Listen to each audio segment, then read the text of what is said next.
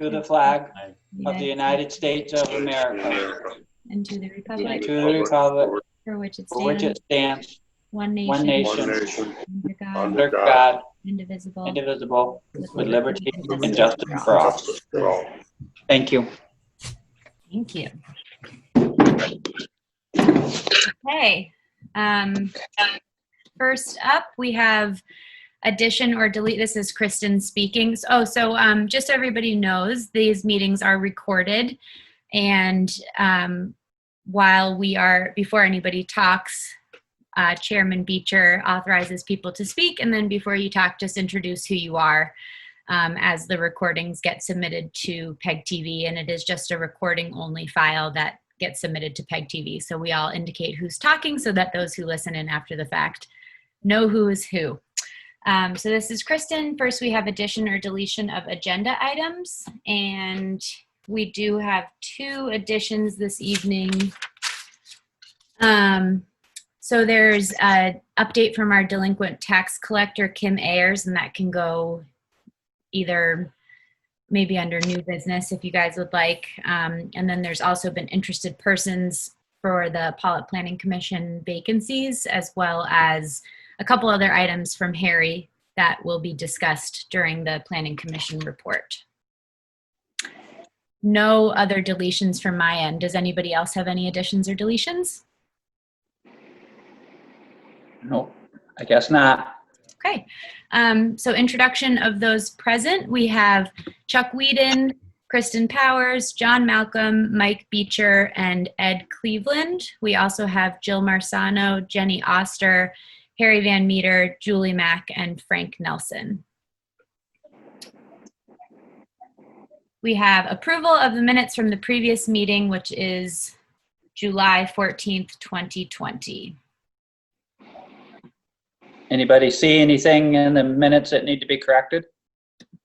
This is John. I have a couple items that you may want to consider. The first one is number 6, where it talked about ATV riding on public roads. And instead of it was printed and saying the town-owned roads, I think it's more appropriate that it says town designated. Sounds good. And another one? A second one was about the chart recorder purchase for the wastewater treatment plant. I wondered whether we should just, we should say that it's a replacement chart recorder. Okay, very good, John. Thank you.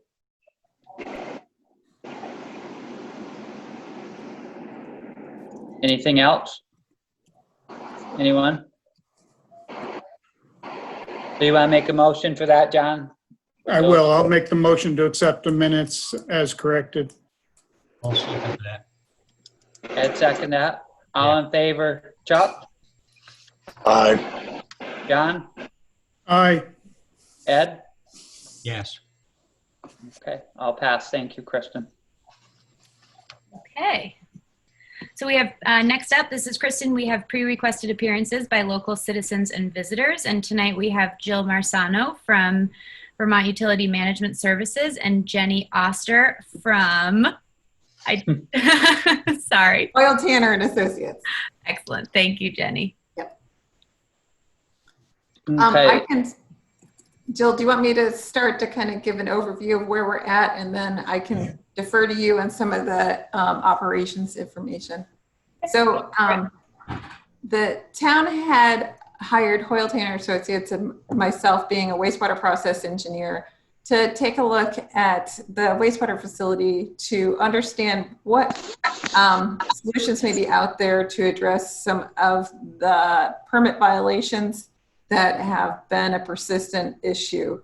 So one of the main challenges that the facilities had is the effluent TSS, which is total suspended solids. So you have the solids come in and you have 4 septic tanks that are ahead of it. And those just allow some settling before it gets pumped up to the RBCs, which that's the media on which your biology grows, that removes the organic material. And then it goes into your secondary clarifier where solids settle out. And then typically those solids, once they've been settled out in a standard design, you would waste a portion of those settled solids to a sludge storage tank. In your system, currently what you do is you waste those solids right back into your septic tanks. And so it's a continuous loop within your system. So those solids never get removed until you have a septic truck come and haul out all that liquid. So we came and took a look at some different options for trying to address the TSS removal. The first of which seems to be the preferred alternative, which is also the lowest cost alternative, is taking one of those septic tanks and converting it to a sludge storage tank. So I did some calculations to take a look at whether or not removing one of those septic tanks would reduce your treatment capacity. And based on typical operating numbers for removal that you should expect from your septic tanks, you would still be well above what you need to have for septic storage ahead of your RBCs. So taking one of those down would not reduce your treatment capacity. The benefits of that is instead of having that continuous loop of those solids circulating through your biological process over a very long period of time, you'd be able to remove a portion of that sludge to your sludge storage tank and maintain percent solids through your biological system that optimizes the removal both in the settling in your clarifier, but also should help the RBCs. The other benefit of having a separated sludge storage tank is currently when you have the solids pumped out of the septic system, you can't, it's a blended mix. And so you're removing a bunch of water essentially and pumping that out with the solids to go get disposed in Rutland. And so one of the benefits of having a sludge storage tank is you pump all the solids in there and then you let that settle. And so it condenses and then you decant the clarified water at the top back into your treatment process. So the benefit is that you're hauling less water. It's a higher percent solids that you're having to dispose of. So it should reduce your sludge disposal costs. And so has two benefits in there of both hopefully improving your RBC, but certainly improving your TSS removal by getting some of that out of the system. Mm-hmm. We looked at, we did this at a feasibility level, and the cost that we looked at for a total project cost for repurposing the existing septic tank was around $197,000, and that included all of your contingency, contractor profit, all of the engineering, any legal costs. And what we had suggested to Mike is, since your community had been successful previously at using a USDA rural development WEP grant for a portion, for getting a grant portion for when you did the upgrade on the treatment facility, going that same path is what I recommend. What's required for that is you need to get a complete preliminary engineering report and environmental report. So you need a bit more engineering to get to, there's a dictated format that both Vermont DEC and USDA rural development require for those studies. It's a pretty dictated document, same with the environmental report. And those get submitted, if you remember from when you did this previously, those get submitted in a grant application. And how rural development works now, which it depending on I think you were probably a little bit before they moved to this. They now have two application periods. It's either mid-April or mid-December. And those are the two. They don't recommend applying for grant outside those timelines. And so when you're applying for those, you need to put in your preliminary engineering study and environmental report. So you would want to consider hitting what timeline you'd be interested in doing that. The other piece for rural development is they do require, before they give you your underwriting, that you have a bond vote. So you need to have a bond vote for the total amount, and many communities do this with what they call a yellow light bond vote. I just did this in Montgomery for a $12 million wastewater project for a town of 1,200. And they yellow light that project with the understanding if they did not get significant grant funding, that they would not proceed with the project. So that is how communities, and I'm not sure how you did it when you did the upgrade before, but that's what we recommend on communicating with your community, is that you have no intention of moving forward with the project unless you can do it in a way that's deemed affordable by the select board. And I don't necessarily recommend putting a number on that, but if we move into the preliminary engineering phase, we work with rural development to get a better feel for where that number could be. It's a little confusing on looking at your what you're eligible for. I believe, since you'd used RD before, that you should have a census designated place for West Pawlet, and that will have a specific mean household income, and that would be what that's the metric that they use to determine what level of grant you could qualify for. And then the rest of it, you're then competing for federal dollars, and so it's a national competition at that point for the money. But typically, projects that aren't addressing a health and sanitary issue for communities that have a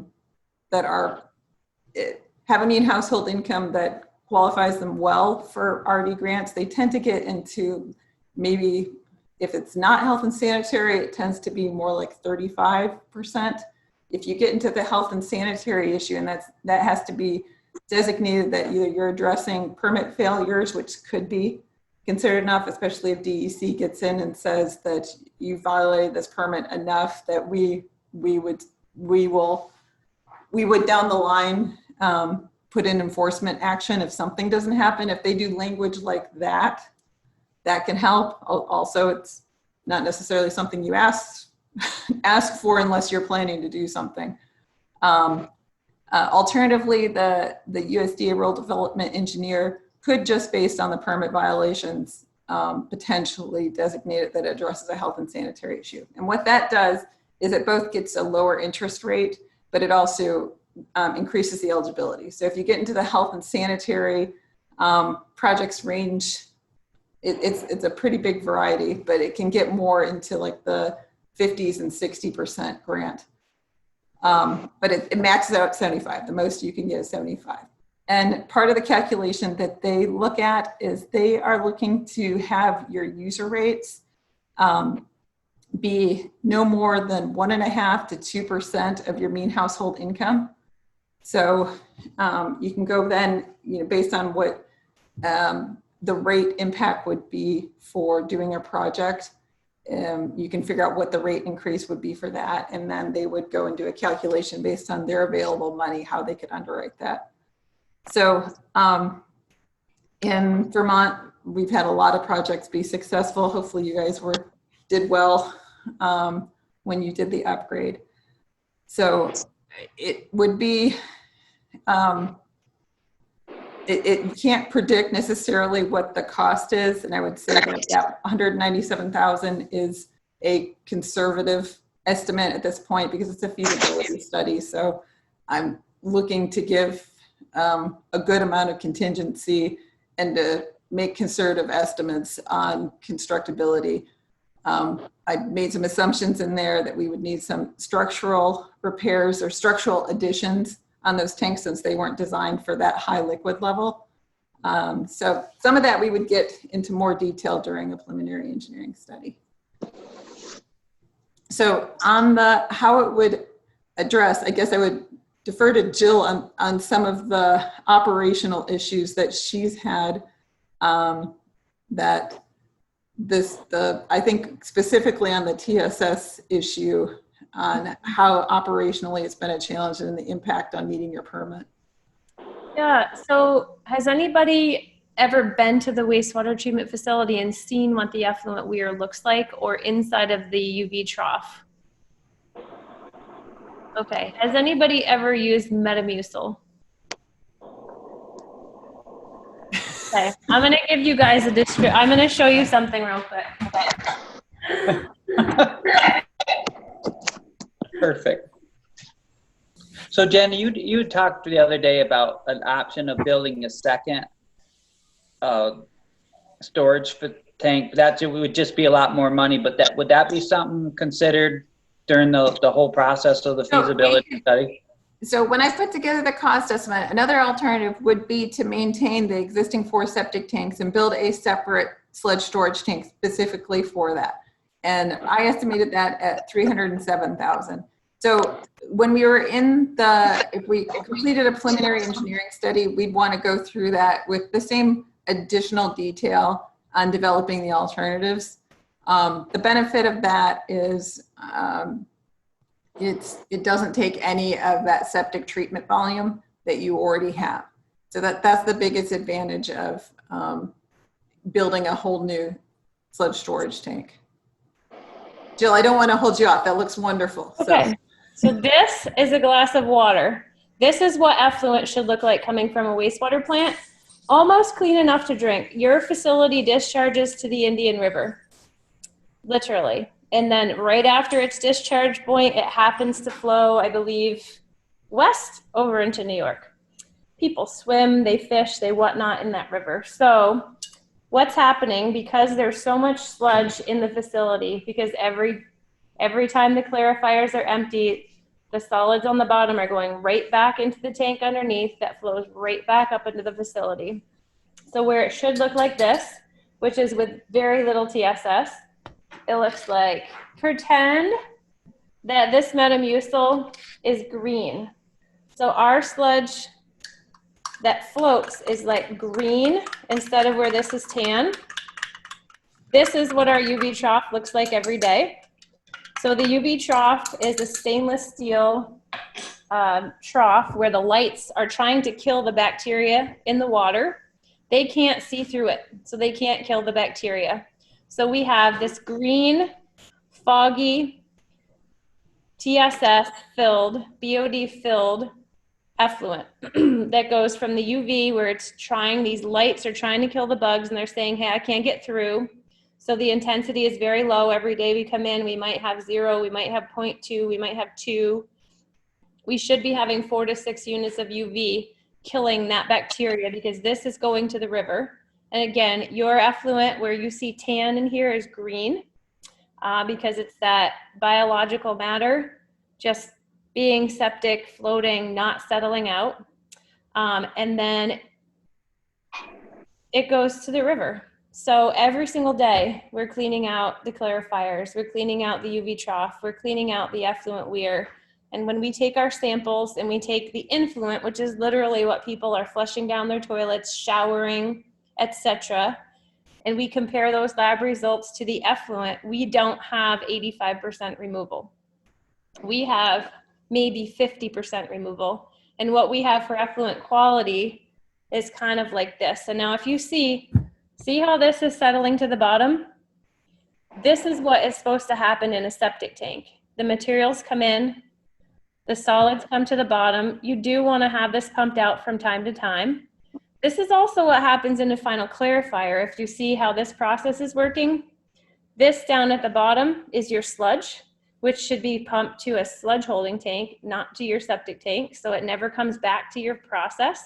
And then you actually have a scum layer on top that can filter off and also be disposed of or recirculated if you choose to. The facility is designed in such a way that you can choose to put this or this back to the RBCs or, unfortunately, back to the septic tank. So what we have is this much green that floats. It's kind of like an uncooked green brownie. And then all this stuff at the bottom that doesn't necessarily settle out, and then this effluent that's just really dirty and foggy and filled with total suspended solids that make it very hard to kill the bacteria and very hard to send a nice clean product to the river. So as a wastewater operator, and I'm also a water operator, and being in the water industry, my goal is to keep water clean, and our facility really can't. So that's why we're looking to see if we could at least do some separate sludge holding, whether it's repurposing a tank, installing a separate tank. And then again, if funding was such that it behooved the town to go one step further and put in a larger clarifier to allow the material that does come through to actually settle out a little bit further in a greater space. The clarifiers that are currently there are shaped like this.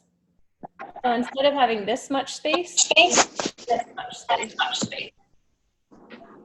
So again, we don't have a whole lot of room for that secondary clarifier, that treatment process. There are 2 of these versus like 1 of these. So, And I did price out adding a new, more typical secondary clarifier. Your secondary clarifiers are pretty unique.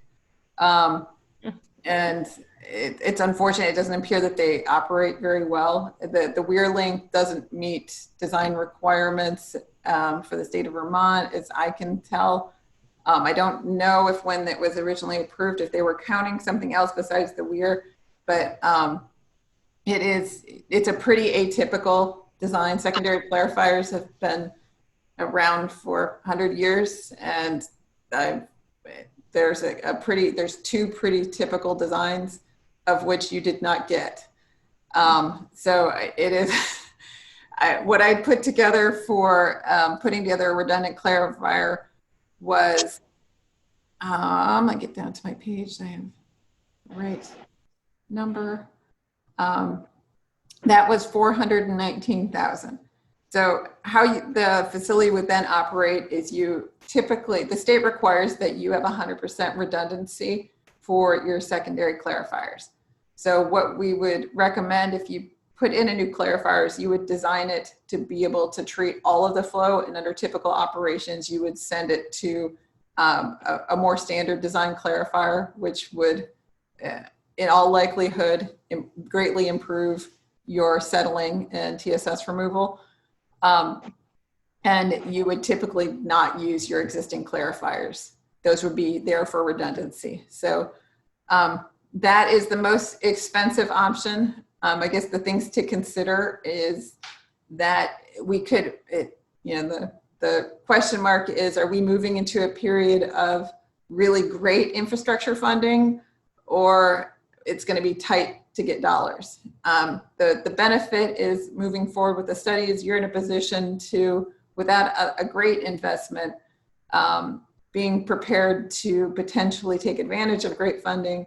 But if that's not there and the board determines that this isn't the right time, you haven't spent much to move there, and you also have that report when you need it. So I guess that would be, I can't predict. Everybody loves to say they want to give infrastructure funding out there. It's that's one of the few things both parties can agree on. But we're yet to see that big infrastructure that's come in. So, but being shovel ready, as they say, being put in position to take advantage of that is something that we have definitely shared with a lot of our clients. And back during the era, post the Great Recession, there was a infrastructure surplus that was put in, and that had a really tight timeline on it. And so it was really only those projects that were ready to move that were able to take advantage of the money that was associated with that. So really cool to get to see that. That was in 2008 and 2009. I saw 27 projects go to construction at a very small engineering firm and save 27 communities hundreds of millions of dollars. It was pretty cool to get to see it. That's why we were like, okay, if this is happening again, so let's be ready. In considering your alternatives, I think if the funding environment is excellent, getting sludge storage and a redundant clarifier that has a more standard design that is likely to operate better, that would probably be what I recommend. If the funding is not as favorable, getting a minimum of the sludge storage by converting one of the septic tanks, which is the lowest cost option, that's probably what I would recommend. So, but moving forward to get yourselves in position. The other thing to consider, so the Clean Water SRF program has planning loans for preliminary engineering and final engineering. And if you do a qualifications-based selection process, you get 50% off your engineering fees up to $100,000 per year per project. So for a project like this, where it's not that big, it'd be safe to assume all of your engineering fees would be 50% at a 50% subsidy if you went through a qualifications-based selection for your engineer. So what she means is we have to put out a request for qualifications to say the town of Pawlet is looking for engineering firms to submit qualifications packages to do X, Y, Z for the Pawlet wastewater treatment facility. And said firms, whether you do a public SOQ or a private SOQ, would respond back if they're interested. I just did this for another client in Bolton Valley. We received 3. And I'm just finishing up with the client and their engineer of record, the recommendation of award. So with that, again, at least you get 50% off the engineering cost to do what I call like the step 1, the full step 1, to be closer to getting shovel ready for grant funds and other loan funds. Versus I don't know a single client that wants to just come out of pocket in full for any project unless they have a heck of a capital reserve fund. And I don't think that's what we have. If the state's willing to give you money, please take it. Yeah. And I would recommend when you're putting out an RFQ for engineering services, keep it general. And so if you put it out for engineering services for wastewater, it can be anything. So if something unexpected happens, you still will be eligible to use that, say, at a pump station, or if you have an issue with one of your sewer lines or something along those lines where you need engineering services. If you've already done a qualifications-based selection generally for your wastewater engineer, then any project that they do up to that cap will be eligible for the 50% subsidy. So just a suggestion when you're putting it out in our RFQ.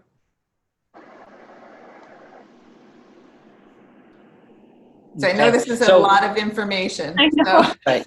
So I'd be happy to hear any questions or any comments that I can try to help out with. Any of you guys on the rest of the board have any questions for Jenny or Jill at this time? Or This is Ed. I would just like to say it was very informative. Thanks, Ed. okay.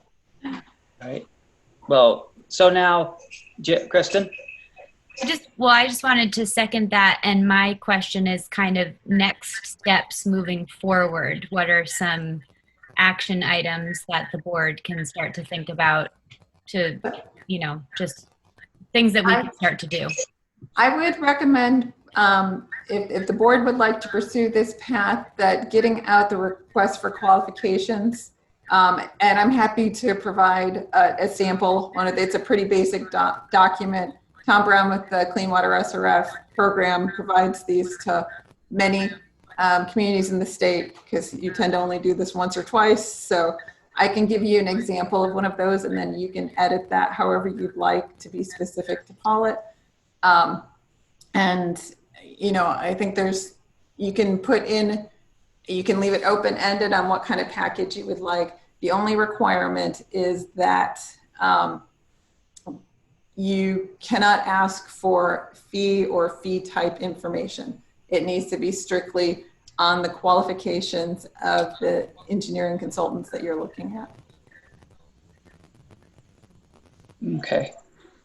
Julie, our treasurer, just had a quick This is question. I Frank. believe it was, can you ask that question, Julie? She was Hi, looking for how much, This is Julie. Can I Go just ahead, get please. can I get the dollar amounts one more time for the one The three option alternatives?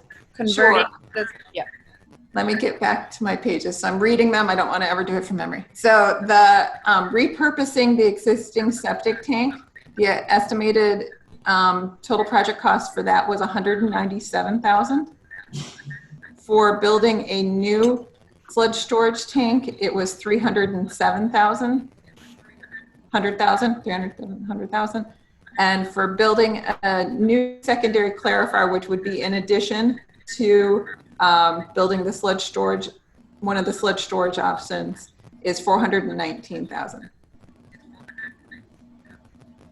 okay, so now the next thing, you had an idea on how much it may cost to do this next step.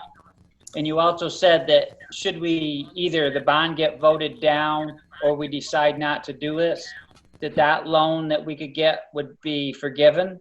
How, can you explain that?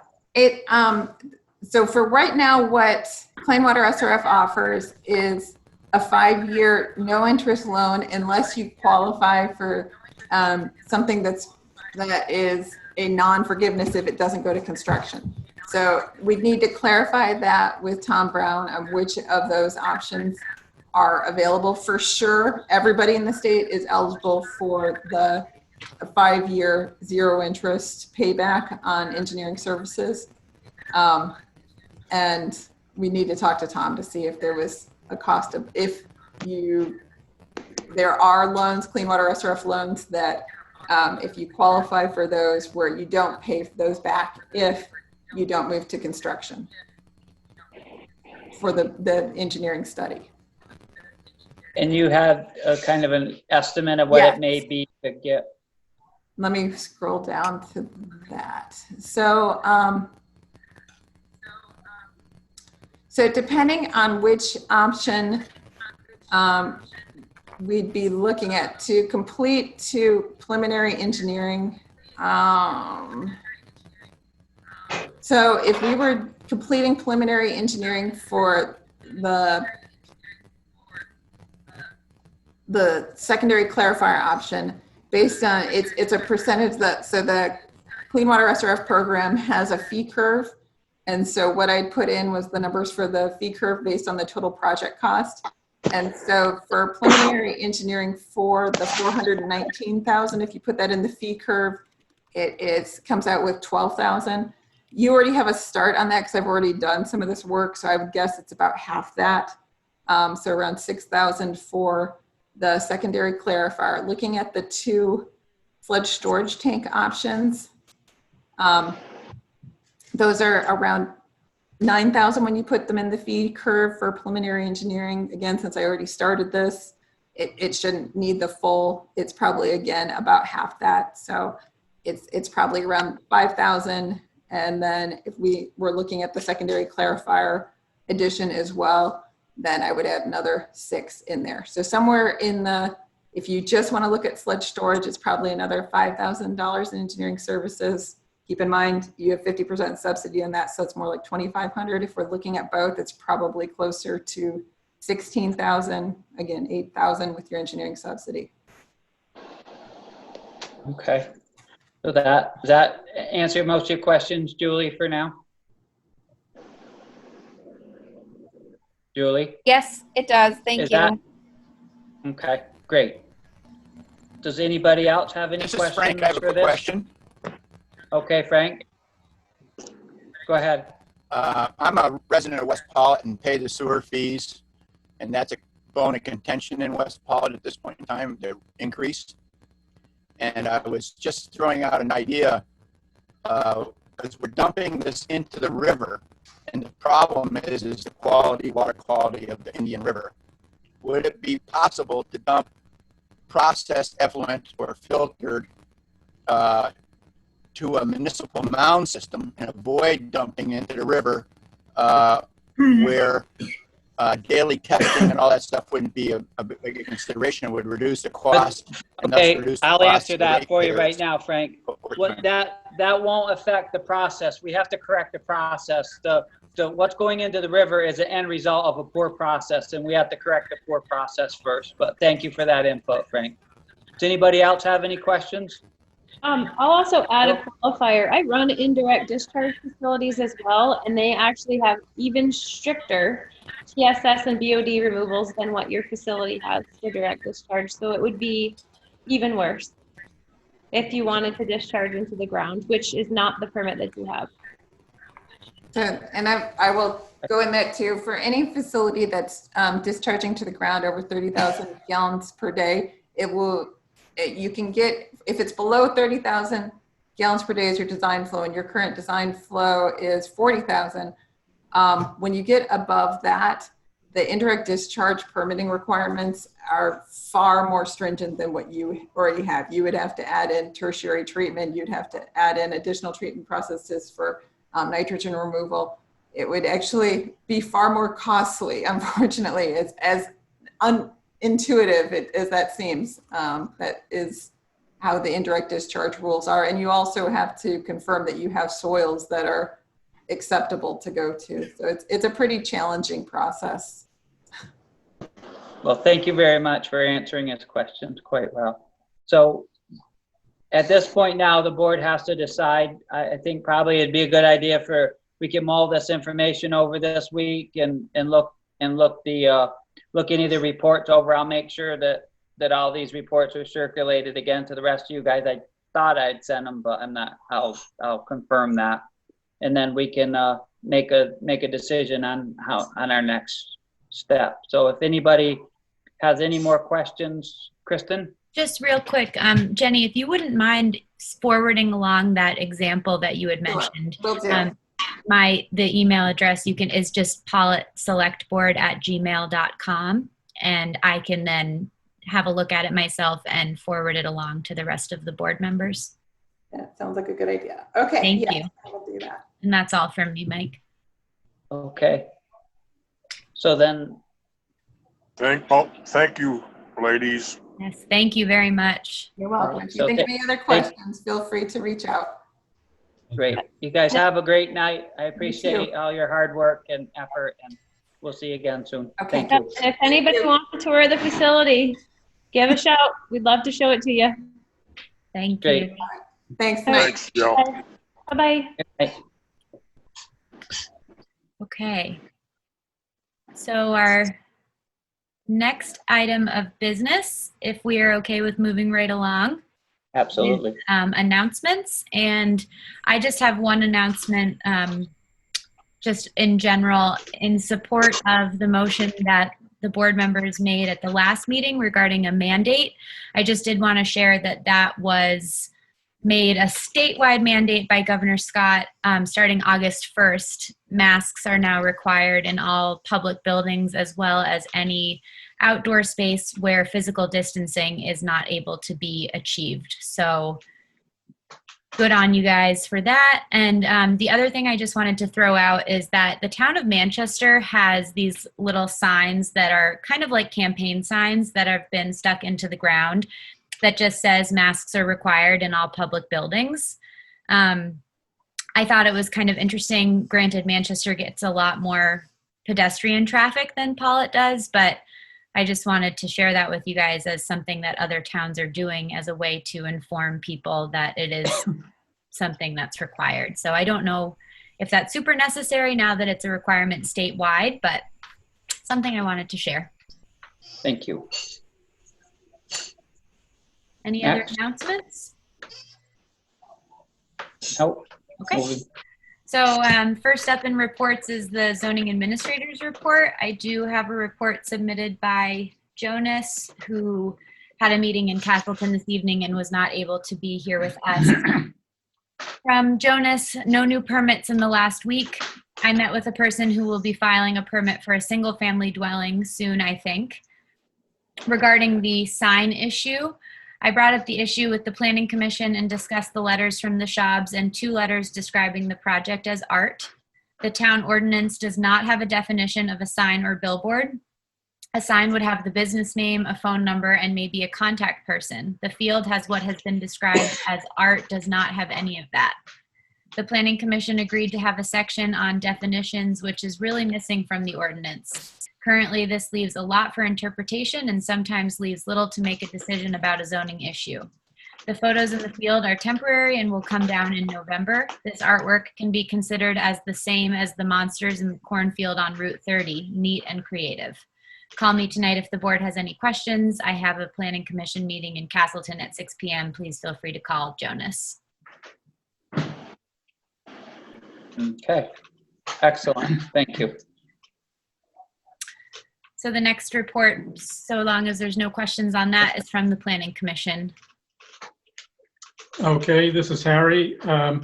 We had our meeting last night. Our next meeting will be on August 24th.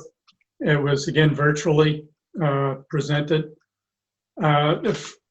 First up on our meeting agenda last night was we have had 3 letters of interest to fill a position for the position that was vacated by Eric Mack, which is kind of exciting because we've often had a hard time getting 1, and now we have 3. So that was pretty exciting.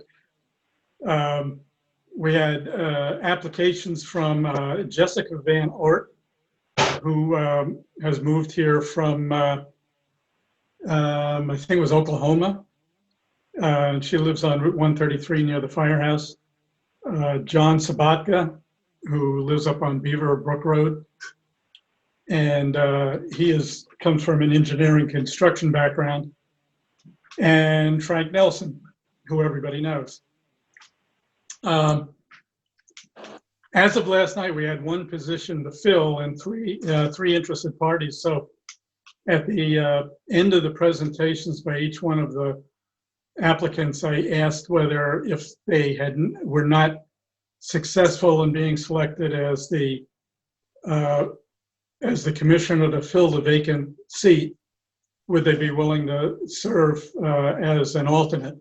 We already have Wayne Clark as an alternate. And if the select board were willing to create a second alternate position, we could fill that. In the meantime, as of this morning, I received a resignation letter from Melissa LeCount. So now we have 2 positions to fill, but we have 3 applications. So we had gone into this thinking we were going to fill in 1 position, and that's what the select board had understood at your last meeting. We now have 2 positions to fill. So I'm suggesting that we fill those 2 positions with with 2 of the 3 applicants. If that is okay with the select board.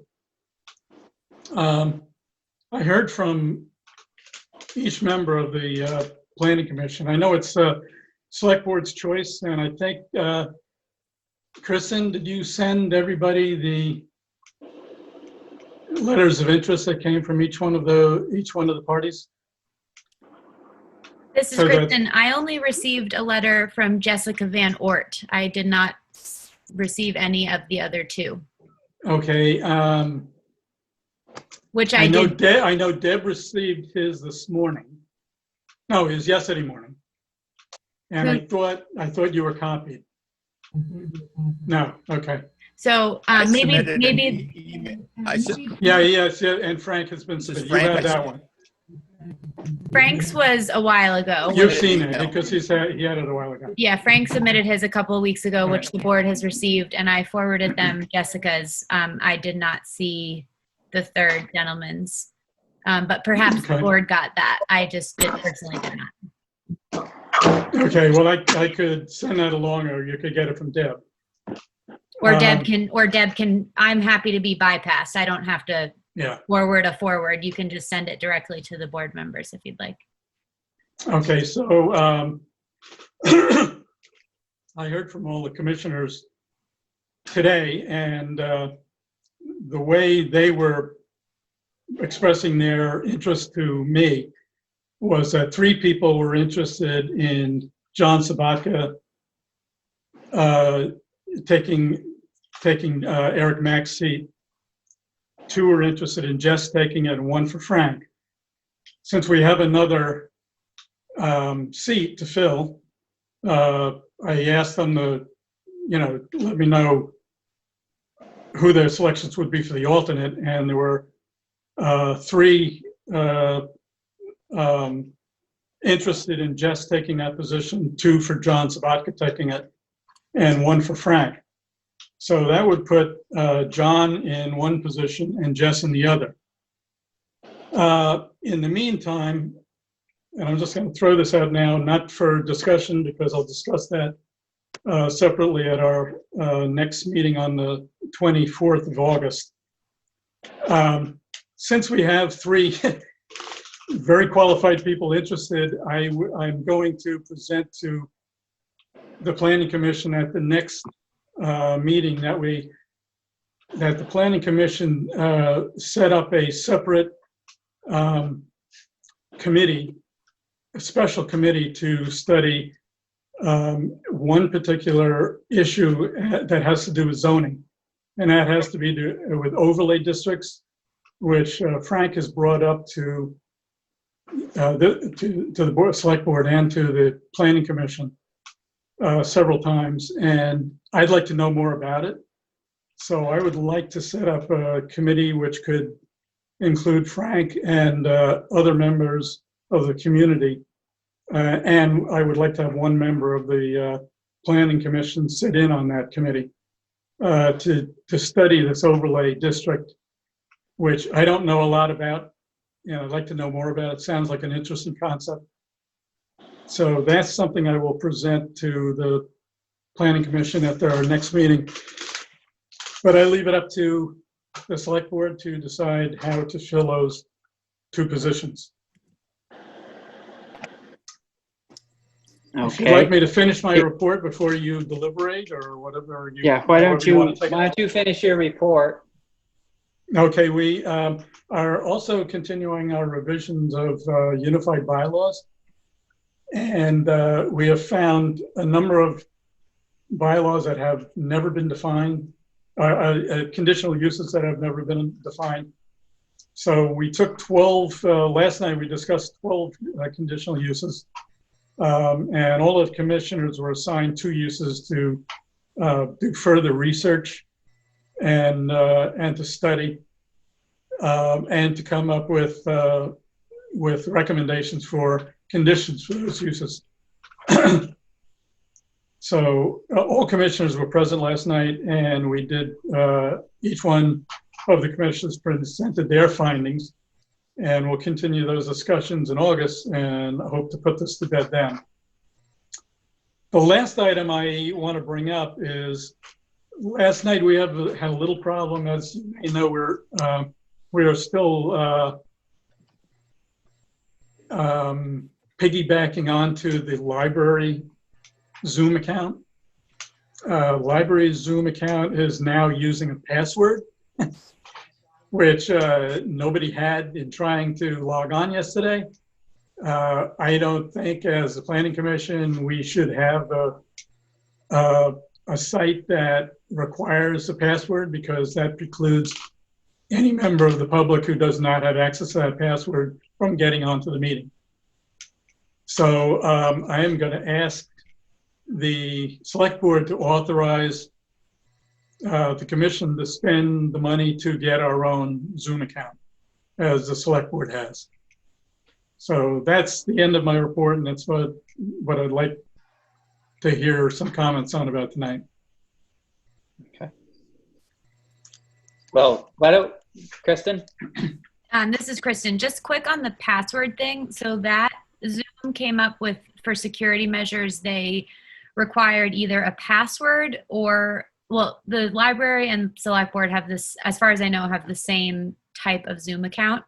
Yes. Zoom required either a password or the creation of what's called a waiting room. And that is something that you are able to, as far as I know, are able to select when you establish your meeting. So for example, the select board meetings I say we are not going to have a password, but you have to have a waiting room. So what in essence happens is when each of you log in, I have to approve you. So that just might be something worth looking into. Okay, can I just interrupt? What is the cost of the select board's Zoom account? I think it's like, Julie? This is Julie. I believe it's $15.89 a month. Okay, and I think that's a pretty nominal sum. I would request of the select board that you authorize us to open our own account. I don't want to piggyback onto the library anymore if I can avoid it. Okay. Let's deal with that right now. Somebody have any opinion on whether or not to authorize them to get their own Zoom account?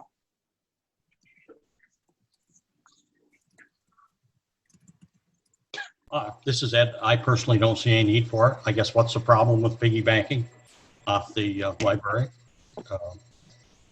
Just a comment, question?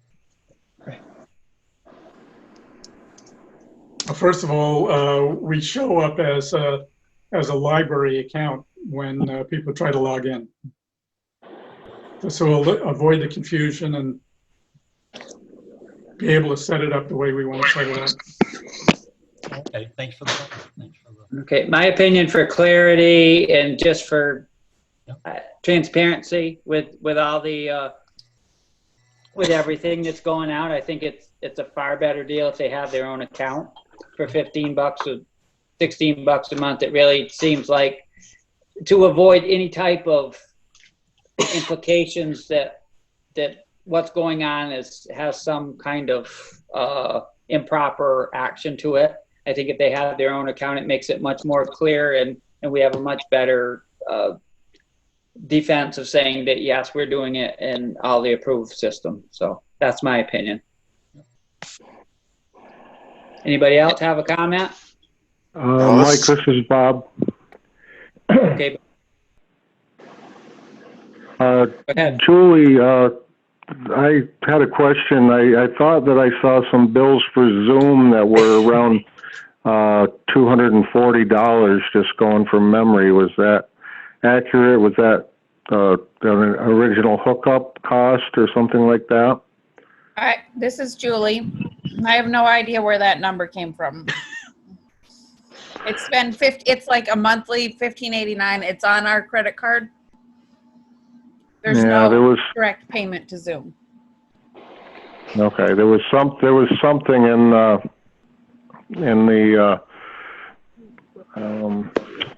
the warrants there a while back, and I thought that might have been to originally establish the account or something like that. But I'll figure it out.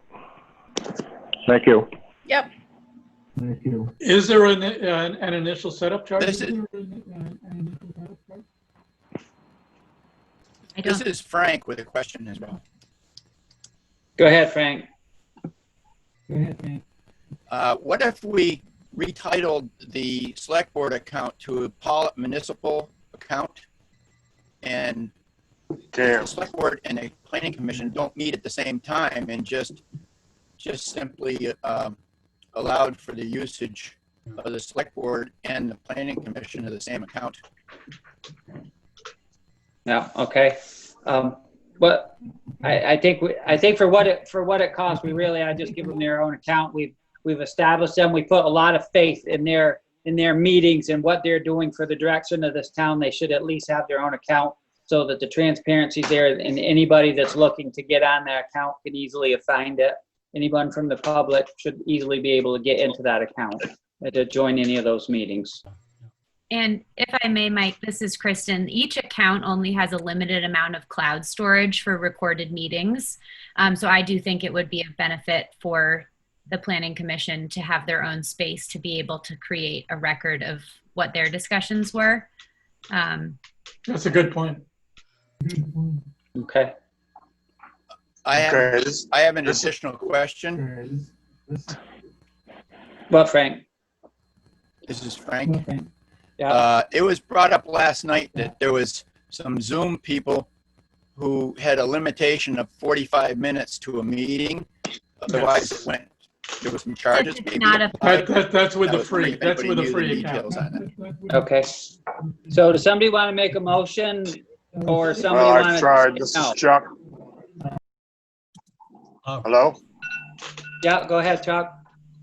I would make the motion that we would allow the Pawlet Planning Commission to open their own Zoom account. Excellent. Thank you. Who wants to second that motion? Mike, this is Bob. I will. Okay. Any more discussion about that? Yeah, this All is, in favor? Ed? I just have one quick question. Yeah. Could these costs be passed on as a COVID expense and recouped? I don't know. I saw good news from the insurance company about that today, so maybe we can. We'll look into it, huh, Kristen? Well, I would think Julie would Yeah. probably know. Well, it ended up coming, the sewer thing got covered by insurance, so. Good deal. All So- I know about the COVID expense thing is it goes through Vermont Emergency Management. So Bob Morlino has been the one that I'm getting my information from. And you have to reach a plateau point before they start processing your requests, and we're not quite there yet. Okay. Well, this would be another request, so maybe Yeah. it would help reach that plateau. Yeah. I will email Bob. Okay, Thank you. excellent. Okay. So all in favor of Chuck's motion, Chuck, Yes. John, Yes. Ed, Yes. Bob? Yes. Okay, thank you. So now the other thing we have is these two candidates that the Planning Commission has presented to us. Do we want to make a vote on those? How does the board feel about that?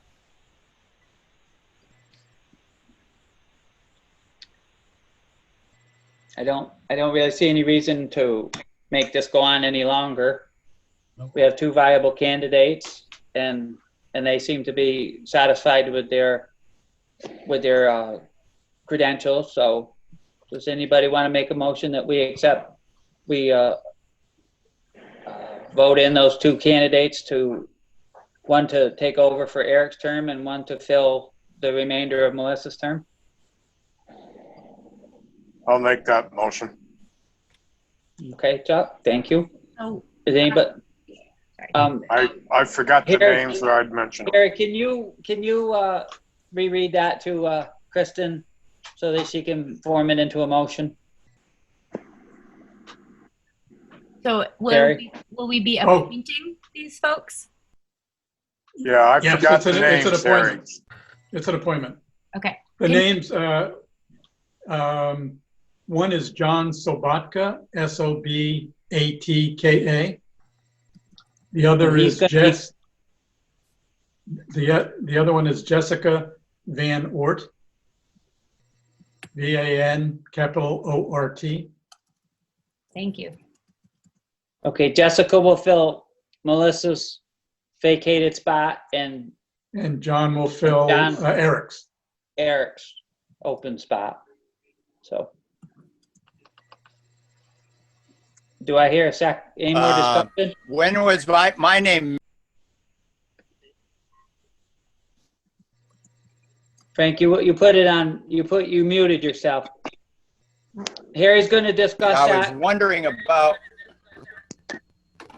since you have two positions available and there was a talk of doing a second alternate, then I'm very interested in this position, given that I'm from West Pawlet and I've lived in Pawlet for my entire life, and very interested in the Planning Commission position.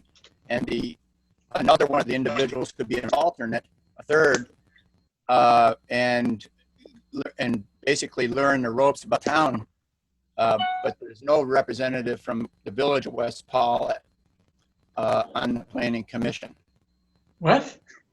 How can you say But that? Everybody's from West Pawlet, except for We myself. figured that, Frank, after the next issues meeting, he's gonna regarding go through, West and you're gonna be Pawlet are on that unique. overlay program. So, right now, we have a motion on the floor. We appreciate your input, Frank, but we have a motion on the floor. Does anybody want to second that motion? So you're excluding me from the vote? We're good. Yes, that's correct. The planning commission, Are you excluding me from the vote? it's not, it's an appointment. We're appointing those other two people into those two open spots on the recommendation of the planning commission. And then Well, you're the gonna planning go, commission didn't hold this poll during a regular meeting, so that any polling or decision process in this regard violates open meeting law. well, you know what we can do? We can put John Sabata, because you did that one, right, Harry, at the meeting Yes. last night? Yeah. Okay, so we'll just back that back to him, and we'll bring the other one up next month.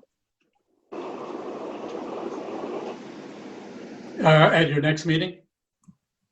Yes, at our next meeting. After you meet, and then you can present your two options. You can go over it and ask your board with the two candidates, and then bring it back to us, and we'll appoint someone to finish Melissa's term.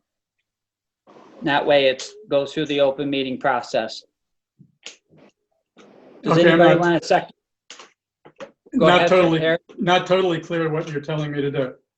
Because Melissa didn't put her resignation until this morning, so Right. you really didn't talk about her replacement last night, even though of the popular vote for that one position is all you talked about last night. So you Yeah, have to this wait was- one full you have to Okay. wait one full cycle of your meeting to have a discussion and nominate someone for Melissa's replacement, seeing how she didn't put in her resignation till this morning after your meeting.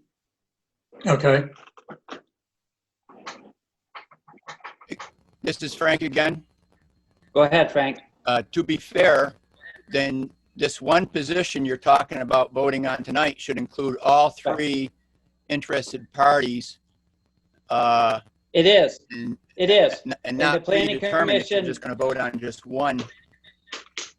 No, the planning commission recommended John Sabata. He won the vote of the planning commission, and then we decided to go with their we have a motion to go Yeah, with their this- recommendation. Let me just clarify that there was not an open This is meeting. Frank.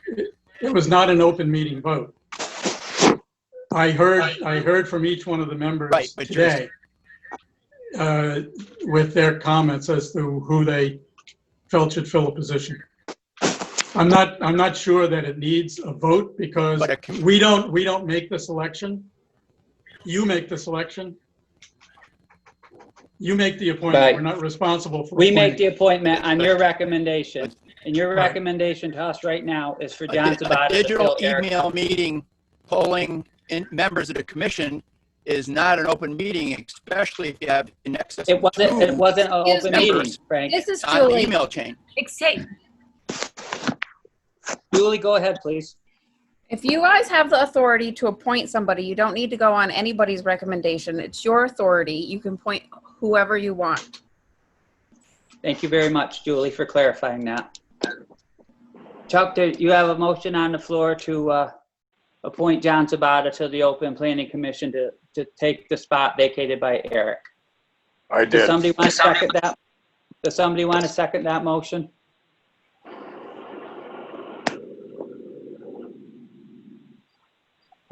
Do we hear a second for the motion, or what do we want to do? We have an open spot that we need to fill on the planning commission, and we have a candidate that's willing to take that.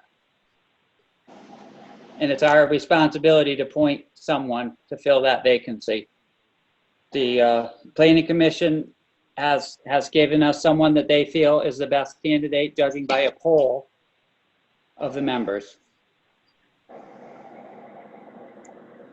Mike, being Yes, that I Chuck. can't get a second, I'm asking you to be the I'll second second for me. I'll second the motion. Yep. So we have a motion made and seconded from Chuck to appoint John Sabata on the planning commission to fill the open spot of that Eric vacated. Is there any more discussion about this? Okay. Chuck, how do you feel? Vote. Yes. John, Yes. Ed, Yes. Bob? Yes. Okay, pass. John Sabata is now on the planning commission, and then at the next meeting, we will vote to appoint someone to the other vacant spot. Okay, is there anything else that you had that you wanted to talk about, Frank, Harry? No, well, I can't remember what it was. Okay. Kristen, what I had sent you a couple of other issues. Do you remember what they were? No, I don't. I thought you said earlier that I had some issues, additional issues. I can't remember what it was. I think the only other addition was a Zoom account. Yes. Okay, so then I can talk to Julie tomorrow about setting up that account. Yes. Okay.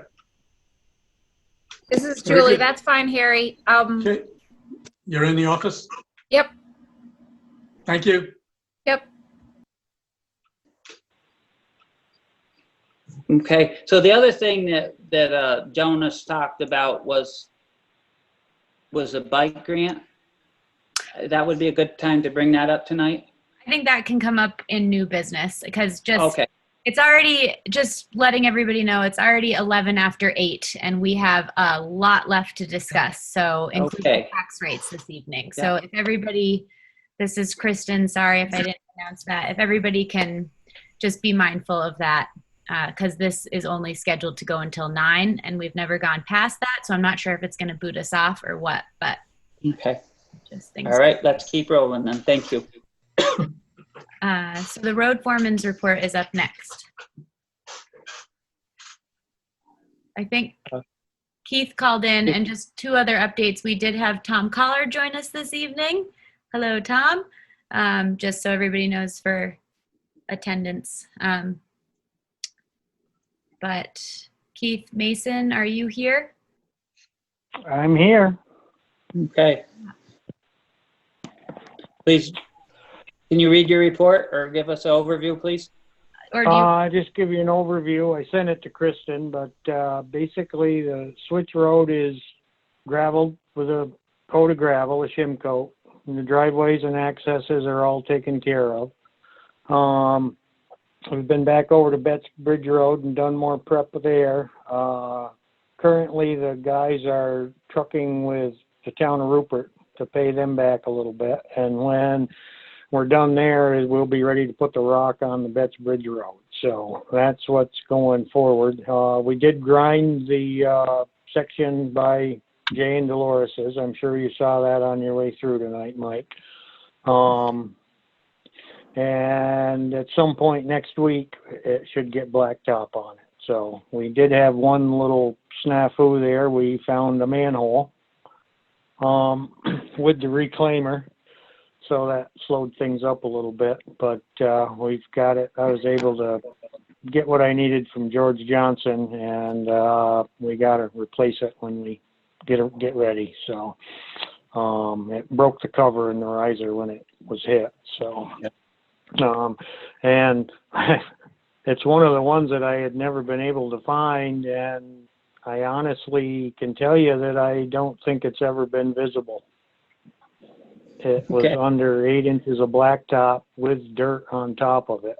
And I think it was paved over by Whitcomb when the plant was put in on the first blacktop job and hasn't been seen since. So that's probably why that one was never able to find. I've been through there, but it's deep enough so that I don't think it was able, with the dense blacktop on it, to pick it up with a metal detector. So, so that'll be back to the surface too. And other than the truck issue, if you want to discuss that, that's about all I have for tonight. So, well, I didn't get a copy of every one of the formal quotes, so I don't really feel comfortable talking about that without. Does everybody have a copy of all the quotes? How many quotes in total do you have? well, I have 4 right now because I shimmed it down some from the first time we went through. I mean, some of those were time sensitive and some of those trucks aren't available because they were first come, first serve, and they sold them. And some of them have got ordering issues about, well, there's no more 2020s being made. And I know Ford, for one, has told me that they don't price them until some point in August before you'll be able to price a 2021, but there is some 2020s around that are still available. I sent Kristen the bottom line figures, but I had trouble forwarding everything and I couldn't get it to go through. That's why she just got the figures on each of a Chevy from Ross, an International from Delories, a Ford from Carmody, and a Dodge from the Rutland Dodge dealership. So. Okay. You Well, if have we can, two, this is Chuck, you have two Dodge quotes, one on a 19, one on a 20. And Right, you but just the mentioned that the 20s are going to be leftovers as of the 1st of August. 21s, that's, so you've got a 2-year-old truck, and you're looking at 1-year-old trucks, and 21s would be your brand new ones. September. The project will reconstruct the downtown bridges and the downtown rail quarter in Middlebury. Those bridges will be. This is Ed. well, Ed, go ahead. Keith, it's my understanding that the truck that you were talking about at Carmody's is still there, I believe. New York State didn't take it yet, so it's still up for grabs. It's still up for grabs, but it has a body on it, a dump body. Oh, If you look okay. at the figures, yeah, that's why that price there is different from the other ones, because the other three are cab and chassis, and that one includes, there's a dump body on it and a hitch plate and a hoist and so on and so forth. It's already on that truck. So it's a different bid than the other ones. But if you just take that into account, I think you can make a fair process. So, Okay. Well, it looks to me like the Chevy and International are, they're enough more money and they don't really fit our program because they're made for a longer body. Okay. They can't shorten them up. The shortest they want to put on them is 10.6, and they're really made for an 11-foot body. And you can't shorten things up because you have a real between the frame and the rear fuel tank mount. Okay, so you really are locked into that length, and I think we probably want to stay away from getting locked into that length and keep the shorter truck for maneuverability. So I think the Ford and the Dodge is where you want to make your focus when you look at things. So. Okay, I think that right now, tonight, we have to suspend the conversation on this because we have to do our tax rate and our sewer tax rate, and we're not going to get done. So if we can pass that information on so that we can have it all in front of us and look it over a little bit more clear, then the next meeting, I want it to be on the top of the agenda for sure, but we can't do everything we need to do tonight. Okay, well, I just keep in mind that I may have to revisit those prices and availability. If you said you had two Dodge prices, they're from the same place, and they've got the 2019 is spoken for, so he's really pulled that one off the table. But if you look, he shaved his price right down on the other truck so that it was very comparable to the other one, because his price on that one originally started, it was, I don't remember, the 3,000-4,000 higher or something, and they put a good faith effort in and dropped it right down at or near as best they could to what they had originally quoted me. So the 2019 Dodge is off the table at this point already. So. All right. Did they get the backhoe fixed yet? I think it's fixed, Mike, but I have not heard from them. So I talked with him the end of last week, and he said it would be ready the first of this week, but I have not talked with him. So I'm not sure what's going on there. You haven't discussed any kind of of billing or anything like that, or? No, or actually what they found when they got in there. I haven't discussed with, I haven't had any discussion whatsoever, other than that when I called over there, I didn't talk to Craig the end of last week. He said that it was going back together and probably would be ready the first of the week, so. Okay. Anybody else have any questions for Keith? Okay, thank you, Keith. Okay. Kristen.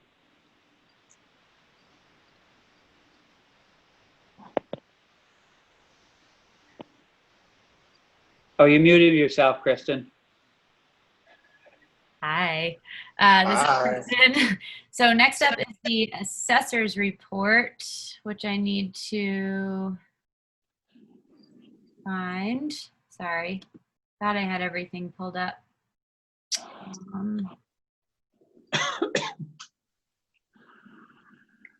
Did you guys get what I sent you from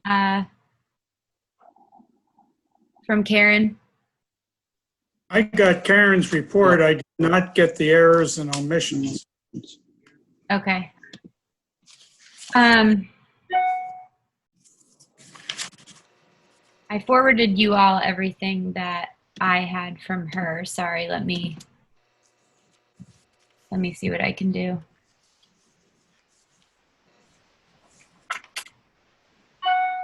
I will start with the assessor's report in the meantime. July 28th, 2020. 2020 grand list. We lodged the final grand list on Monday, July 27th. New pages were printed for any changes since the preliminary grand list and filed with the clerk.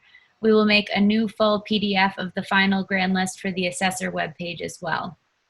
Grievance hearings were held on Monday, June 22nd, and with property inspections that same day, 6 taxpayers grieved their assessments either by phone or Zoom meeting. Result of grievance notices were mailed on June 29th. Bca hearings, the deadline for filing a request with the clerk for a Bca hearing was July 13th. There were no requests for Bca hearings. Errors and omissions, we have 2 parcels with name changes that require select board approval. These have been submitted to the select board for the July 28th meeting. Axiomatic Llc. On April 22nd, 2020, the Vermont Department of Taxes announced that Axiomatic Llc of Portsmouth, New Hampshire was selected to develop the state's modernized statewide integrated property tax management grand list software, IPTMS. Lisa and Karen have volunteered to be here on the Municipal Review Committee, which will meet quarterly. Assessor office hours, Lisa will continue to work remotely from home. Karen will continue to be in the office on Mondays and Wednesdays and as necessary to keep current with her office work. And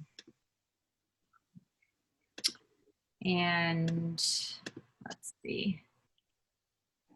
So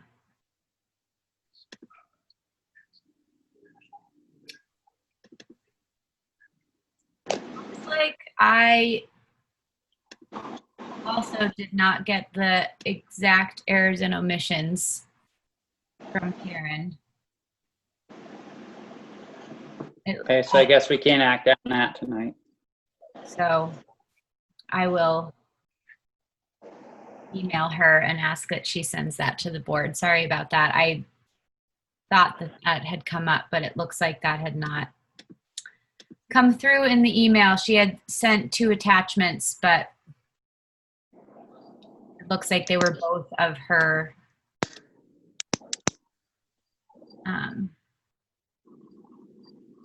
looks like they were both the report instead of one being the report and one being the errors and omissions. So hopefully, I'm just not sure if there's a I'm not familiar enough with the process to know if there's a deadline on that. You have a comment on that, John? No, I don't. I did try to reach Karen and she called me back, and but it was too late after she sent out that email, and I wondered whether it was just me, but the only thing we got was her report and not that omissions document. Okay, thank you. So I'll send her a message and let her know. Yes, please.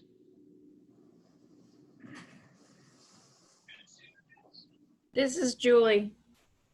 I know that Go ahead, Karen left something at the town hall for Bob to sign when he's in, but I think it was more the official lodging of the grand list. I don't know if it was the errors and omission report, or I didn't really look at it. I just know it's there. So, Julie, this is Kristen. I had asked, because Karen had said to me that she needed those items signed, and since I'm not going to the town hall frequently, I had asked her to leave it printed out so that when the board made a motion on anything, it could be available for Bob when he was going in to sign. So she had said she would leave whatever she needed there. So I also don't know exactly what, but yeah. Okay. Do we need to sign the official grand list that they're looking, John? I don't know. Okay, so we'll figure that out and She deal just with said it. in her original email that I forwarded to all of you yesterday when she sent it was attached are the E&Os that require the select board signatures and the July assessor's report. So I'm assuming, which we all know what that does, but I'm assuming that she just needed the signatures on the E&Os at this point. Right. Okay. All right, then. And that's what we'll deal with when we get it. Okay. Okay, who's next? Next up is the too many windows. Up we have the clerk's memo. Okay. And that is here from Deb, comments and concerns for the select board meeting July 28th, 2020. Early voting is still going strong with about 30% of the registered voters having requested absentee ballots. About 1/3 of those have come back. Next week, we will be processing through the tabulator those ballots that have been received up to that point. This based on a directive from Secretary of State Jim Kondos on allowing towns to process early voting ballots within the 30 days prior to the election. Tomorrow, we will be putting out a follow-up to the information we sent out previously, preparing voters for what to expect on Election Day. The Elections Division is working with the Department of Health to develop protocol. I believe that what we are already planning to do will be touched upon in whatever is recommended. Since your last meeting, where you supported the wearing of masks in all town buildings, Governor Scott has now made it mandatory statewide. We are still open by appointment so that we can maintain proper distance between people. However, if someone comes to the door, we do not turn them away. We try to conduct as much business outside as we can. There has been an uptick in new land and property purchases since March, and we have been working hard to keep up with the recording, processing, and following through with the numerous transactions. Between that, appointments for researchers, and primary election, we are right out straight. Have a wonderful evening. Stay home, stay safe, stay healthy. Respectfully submitted, Deb. Okay. Any questions or comments on Deb's report? Okay. Julie, you're on deck. Okay. 2 warrants. Kristen, I don't have my memo in front of me. Would you like me to read it? Can you please? Okay. The treasurer's memo. There are 2 warrants to be signed. Payroll for this week was $9,733.75. The total accounts payable was $13,569.25. Monies from the general fund, $11,768.25. Highway, $6,838.53. Wastewater, $4,696.22. On 7/15, Vermont deposited the first quarter highway state aid of $24,620.41. We need to make a decision on who we work with for retirement funding. I recommend Fidelity, as there are no startup costs to the town or the employees, same as Vanguard. Some of their funds have annual fees charged to the employee, but after a cursory review, fewer of their balanced funds have fees than Vanguard. If you choose to use Fidelity, I need to be authorized to sign enrollment documents. I'd like to do this today so that the employees can start up their accounts ASAP. Wastewater rates, see the emailed correspondence. Tax rates, see emailed correspondence. Respectfully submitted, Julie Mack. Yep, that's it. Excellent. Okay, does somebody want to make a motion on the warrants? We'll start right there. I make a motion to sign the warrants. Okay, do I hear a second on that? I'll second that, John. Okay, John. Ed made a motion, John seconded it. Is there any more discussion? All in favor? Chuck? Yes. John? Yes. Ed? Yes.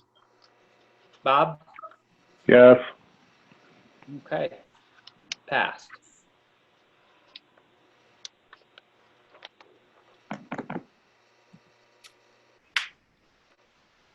Retirement account? Okay. Does anybody want to go with Julie's recommendation to go with Fidelity? Yes, I would make that motion. Okay, Ed made that motion. Do I hear a second?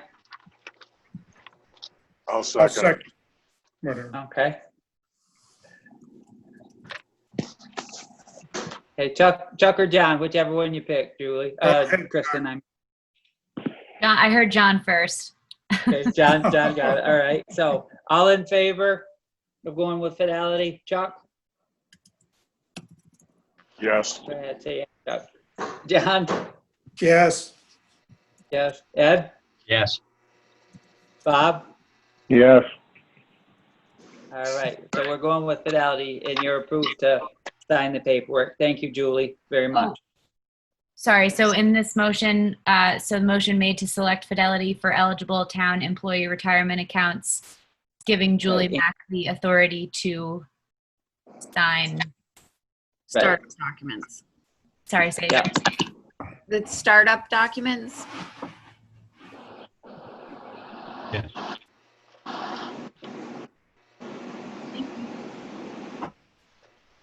Okay, now what's next? I think next was the wastewater rates, or you can choose the property tax rates, whatever you want first. Trying to find my right.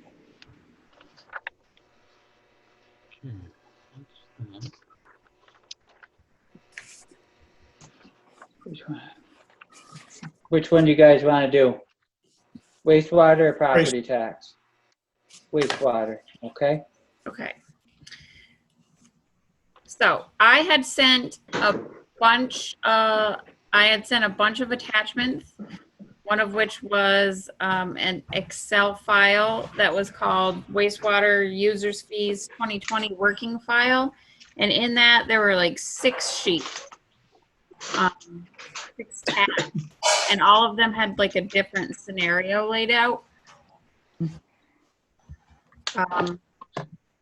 And I also enclosed that that letter from Mark Johnson.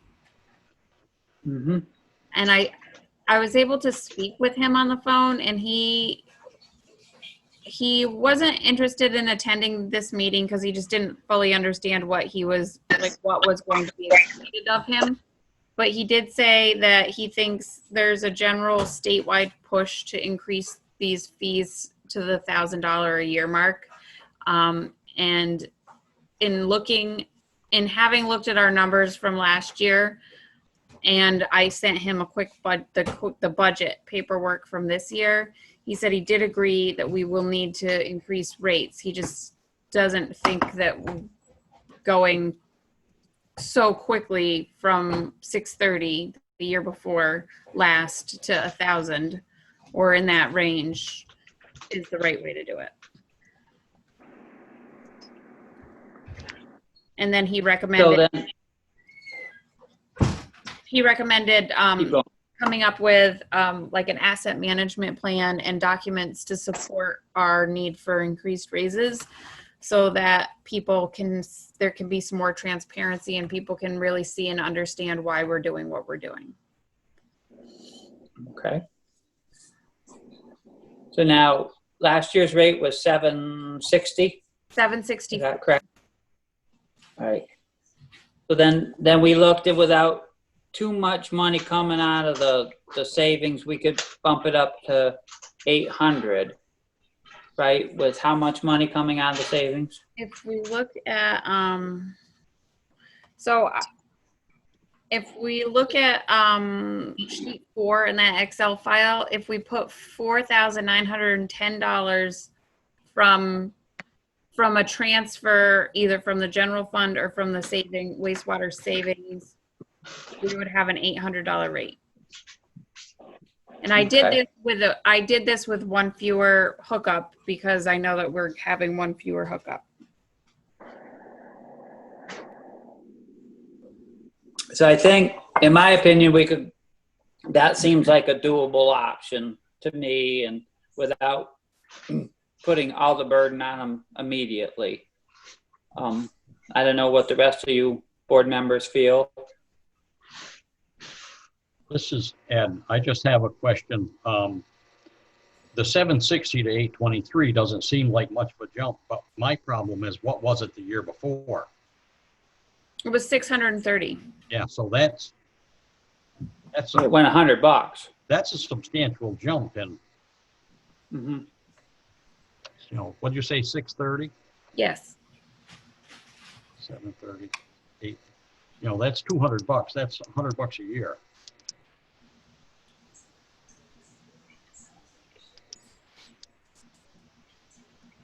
Right. So If I was over there, I'd be screaming.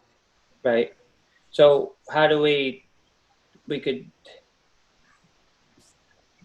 what numbers are we looking at? Do we try and hold it what if we held it at the 761 for 1 year before we go up? How much would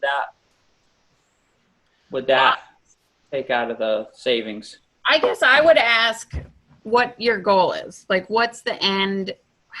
Where do you want to be, and when do you want to be there?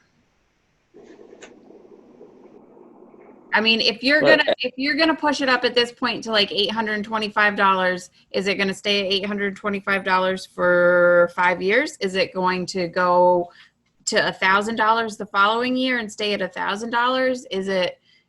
I mean, if you have a target in mind, then it's probably easier to plan how you get there.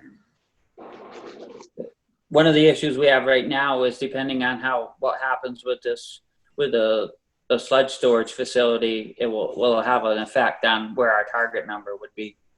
So right now, I would think we would just need to do either hold the same or do a very modest increase, but we're going to have to keep doing modest increases throughout time to get more self-sustainable with the system itself. Is really the only true way that it can. So I don't know. This is Go Ed. Ahead, Ed. Just hope that the housing boom hits West Pawlet, for one thing. Exactly. Precisely. That's wishing, you know. So I don't know. Maybe if we only moved it to like 775, that would only be like $10 a year.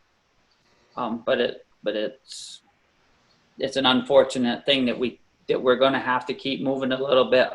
The other option I would say would be that we could put a line item on the budget possibly to help support it.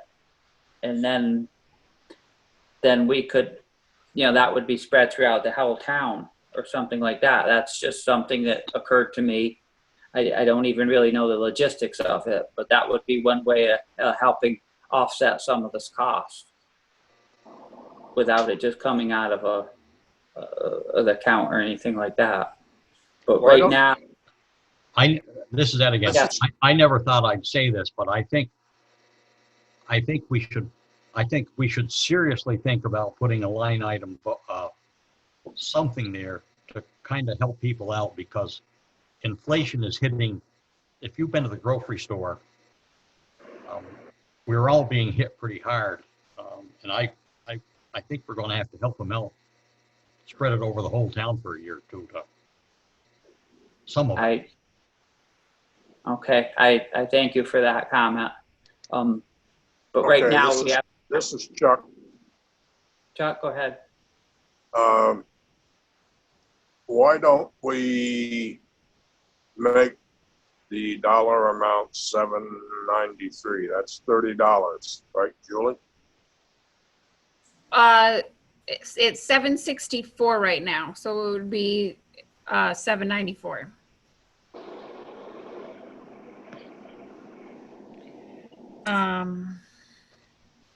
So I would This is Frank. make the motion that we make it 794 for the Okay. sewer rate. This For the upcoming years. and find the money somewhere else for the rest. How far off are we on delinquent sewer fill, Julie? Are we quite a ways out, or? as far as like how, what's our rate of delinquency? Yeah, the amount in delinquent sewer fees. I don't think we were too bad. I think we were pretty close on what went delinquent last year to the year before. We really only had that one. We only had that one collection. Okay. So. Well, it's unfortunate to have to Can I rate. make a quick comment? Yes, Frank. As far as growing housing in West Pawlet is concerned, there's a problem there because the land trust property starts just south of West Pawlet, and also as you go out 153 past Bruce Gum, and so you're not going to have development, which will be it could be anywhere attached to the sewer in that area. And there's a limitation on upwards growth from an apartment perspective in units for sewer fees with a 35-foot limitation on structures. So you, as far as growing the numbers are concerned, because of the rising costs, some of the residences have had their additional units eliminated. And so we're not going to get those back. So I don't see any growth unless there's some changes which would encourage a growth. And obviously with the land trust, you can't get past that at all. So I just want to make a comment that you're not going to see probably any user growth. Right, so we got self-sustained. Okay, thank you, Frank. So Chuck made a motion, we move it to 793? 794. 794. I will second that motion. Ed will second that motion. Do we have any more discussion on that motion? This is Julie. Right. Julie, go ahead. So I just plugged it into Excel, and that would be finding $5,654. Okay, so we could always take it out of that emergency fund at the sewer plant for this year, and then we could see about coming up with a better long-term goal for helping to support this. Is that correct? That's what we've done in the past, right, Julie? We pulled it out of that, our savings account? Yep. Okay. Can we clarify, this is Kristen, can we clarify the motion 794 Per year with quarterly payments of $198.50.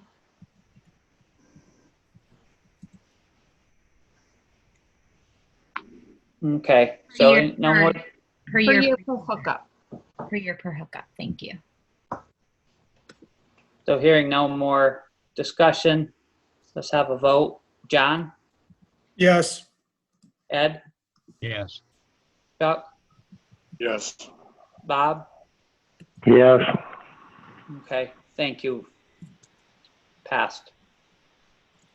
Okay. And then next is tax rates, if you're ready. Yep, go ahead. So I had sent you a PDF with the numbers. And I'm recommending the general fund rate be set at 0.2531. The highway rate would be set at 0.2989. The local agreement rate would be set at 0.30 0.0058. And then on that second sheet, it showed with the education rates, which are set through the state, the total municipal or the total homestead rate with education and municipal rates would be 1.9450. And the total homestead rate would be 2.0890. Was that non-homestead rate? Correct. And can you read it one more time? The total non-homestead rate would be 2.0890.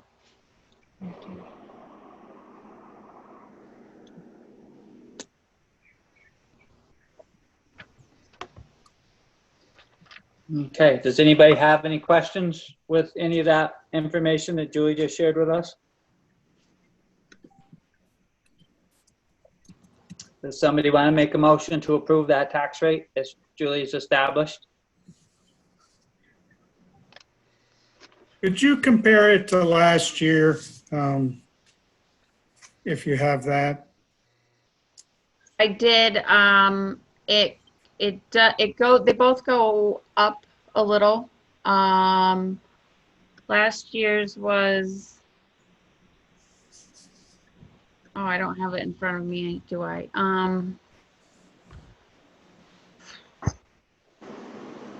I know the homestead education rate went up a little, like a very small amount from last year. I think the municipal rate went up between the general fund and the highway. That went up probably 0.05 cents, somewhere in that, and this is ballparking. The local agreement actually went down a little. And then the homestead education, or the non-homestead education rate was pretty similar to last year too, so I don't think that that's a huge change. I don't have them in front of me, I'm sorry. No, I'm looking at my tax bill from last year. It said homestead education was 1.38. Right. And non-resident is 1.5591. Okay, Does that sound right? that sounds right. Okay. Yeah, so non-homestead went down a smidge, but the overall rate still went up because of the increase in the municipal rates. Right. But it wasn't a huge change. And I think the total municipal, like the municipal rates were, I want to say 0.05-ish different than they are now. Seems that's what we talked about when we were doing all our initial discussion about that too, that it was to put all everything in that we needed for materials and stuff. It was going to push it up about that much. So does somebody want to make a motion to approve these rates, or does somebody have any more questions? Or I'll make a motion to approve the rates. It is what it is. Yeah. This is Ed made a motion. We have a second. I'll second. John will second. Any more discussion? All in favor? John? Yes. Ed? yes. Chuck? Yes. Bob? Yes. Okay, tax rates are approved. Thank you for that work, Julie. Sure. Is there anything more under your report? That's it for me. We're good. Thank you very much. Have a good night. Kristen, what's next? The Emergency Management Director's report. This is Kristen, and there is no report from the Emergency Management Director. The next up is the Health Officer's report, and while there's no formal report, the board did receive an update from Bob Merlino, which I forwarded to you all. It came in on the 24th, and I can go ahead and read that if you'd like. or I can sum it up. Basically, there was a complaint logged with Bob regarding a residence on Route 153. And Bob responded, and then here is an update from him. Regarding the attached complaint, I have investigated if there are any health violations and what the legal status of the property is. Mr. Hersom, who I believe lives in Montana, is currently the legal owner of the property. I do not know if he has any idea who is living there, nor do I know whether the current tenant is paying any rent, although whether they are or not is irrelevant. I spoke to the fire marshal, and that office does not usually condemn a building unless it is obviously unsafe. It is unlikely that the current tenant would allow an inspection of the home. I have advised Mr. Gaishel that there are no obvious health violations that I can see from the road. The noise and open fires are not a health officer issue, nor are the other complaints, discharging a firearm, constant traffic, etc. I did not have to contact Meryl Bent, but I did suggest that the select board contact her and decide how to handle this situation come October, when the property will probably revert to ownership by the town. Perhaps if the town writes a letter to the current occupants stating that the property ownership will likely transfer to the town in October and that the town intends to remove the mobile home at that time. Consequently, they should consider moving before that time. I don't know whether sending such a letter is advisable or not, but Meryl Bent will be able to guide the select board on that issue. If the town becomes the landlord of the home, then the town would be obligated to make certain that it meets the rental housing code. If there are housing code violations, the town would be obligated to correct them at its own cost. If you have any questions, please let me know. Bob Morlino. Okay. Several months ago, I did reach out to her, and she said that basically until the day that it becomes our property, it's not really, we can do anything preventative. We just, you know, as it gets close, we'll have to just get her prepared to the minute it becomes our property to come up with eviction papers. Mhm. And go the legal route. But she said, unfortunately, there's really not much you can do to prepare yourself. So that's where we stand with that. Excellent. Thank you. Great. And Next. Next up is wastewater. Oh, sorry.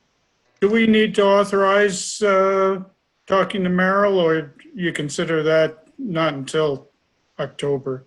I'm just wondering whether the national eviction moratorium would affect us in this situation too. Yeah, I suppose it could. Good point. Oh, boy. I don't know. Maybe we can get it condemned then, and then kick it out. Have to kick them out because it's condemned. Right. I really don't know, but I guess we'll just have to, you know, in mid-September or something like that, I'll reach back out to her, because like something middle of October or beginning of October is when that all. October 3rd was the date of tax sale. Okay. Can you put that on one of your notes to bump me again so I'll remember, Kristen, please? Yes.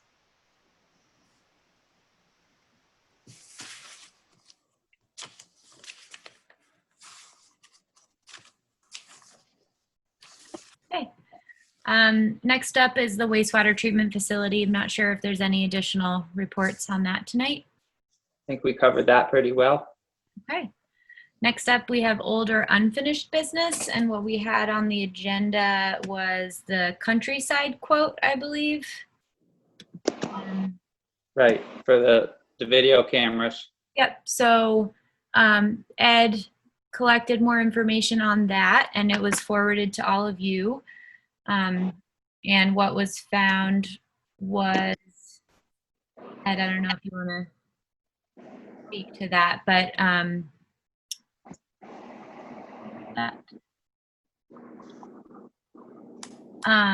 so that there's no additional service fees, if my understanding is correct. They understand that we are hoping for installation before the August 11th primary elections, and it is a constant recording program, and it records to a computer or an iPad, etc. So when they're doing the installation, it's my understanding that the folks at the town hall would just need to determine which computer all of that would get recorded to.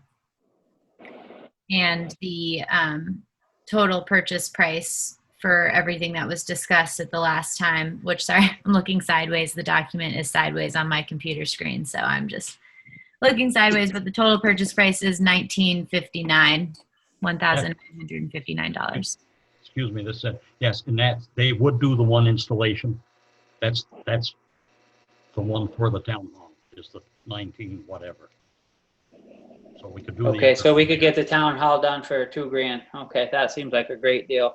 Do you want to put that in form of motion, Ed? And I believe there's also a contract there to be signed if we agree to this.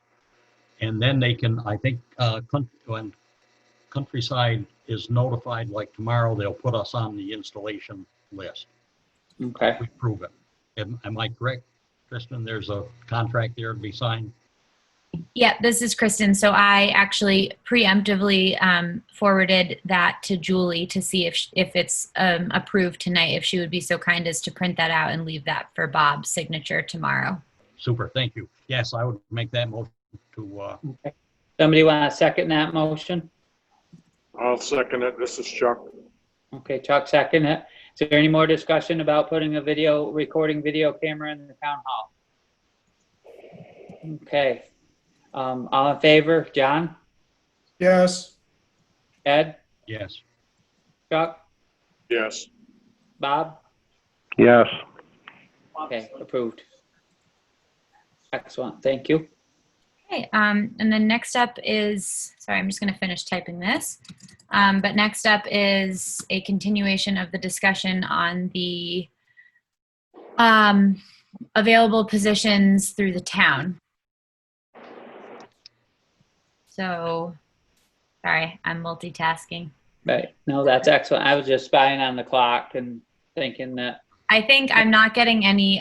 Zoom is nice. It does let you know if you're going to be kicked off, and I have not gotten any of that. I think since we pay for it, we're not going to, but okay. Rather be safe than sorry. So if Julie would join us back again, it seemed like Julie from the too bad.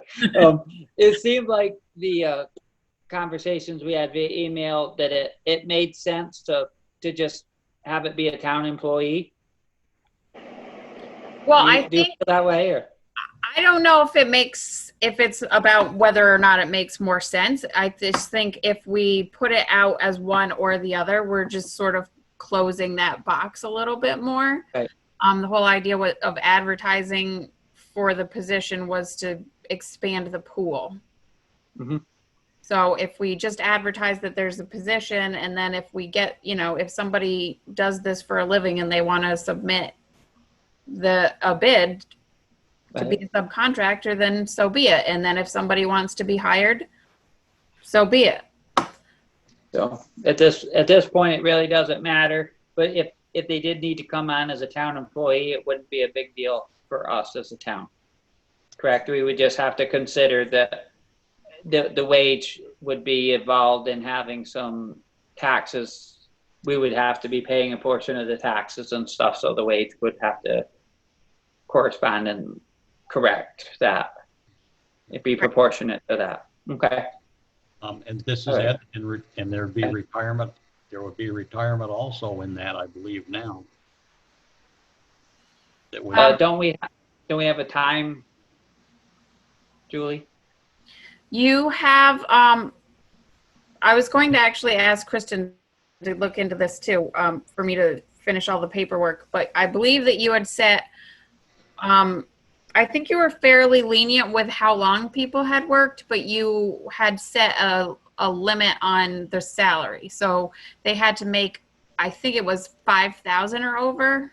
Is that right, Kristen? I think it's more than that. Like 10,000 or over? You have to make like 10,000 or more annually to become eligible for the Townsend retirement plan. Okay. So this is Kristen. May I add something? Absolutely. So Harry did a great job. I want to just give Harry some shout out here. He did a great job of putting together some really great descriptions for what could be advertised for this position. He sent to Elizabeth as well. Elizabeth's feedback, it was that maybe, you know, keeping the description a little bit more simple would help to perhaps not intimidate. I'm just putting words out there. She didn't use these words, but maybe not intimidate some people that could be interested and potentially qualified, but might not have all of the different kind of qualifications on paper, if you will. I did speak with VLCT regarding requirements for a subcontractor, and I personally do agree that making the position a town position rather than a subcontractor position might open up the pool and broaden the pool a little bit if that's the direction that the town wants to go, just because if it's a town employee, they don't have to cover their own workman's comp insurance, et cetera, which I think is going to eliminate a lot of viable candidates. The other thing is I was doing some thinking, and there seemed to be, I know we've talked about this, there seemed to be a lot of vacant positions and or a lot of vacant responsibilities that perhaps the town is feeling a need to be fulfilled. And perhaps while we're searching for a new person or searching for people who we currently have to fulfill some of these roles, it might behoove us to kind of put them all together a little bit more, or, you know, go from there. But I think the VLCT did recommend that if we do have an open position that we are looking for somebody to fulfill, it is in our best interest to open the pool. So whether that be people that are already working with the town who might be interested or people who are not, it's good to put something out there and we get fair applicant opportunities. So that being said, I also think that it would be helpful to kind of have all of it filter through one person. So I am happy to be that filter and kind of help, you know, get the word out there and, you know, be the one to, that way we don't have a bunch of people who are trying to organize all the same things, if that makes sense. Yeah. That's a great. Yeah, this said, I agree with that 100%. Also, do you have an idea of the open positions, the number and what they are? There aren't many. I have not had a chance to sit down and go through what's listed on the website. That's my plan. I have the day off from my 9 to 5 tomorrow, so my plan is to devote some time to town and select board items tomorrow. So that was then.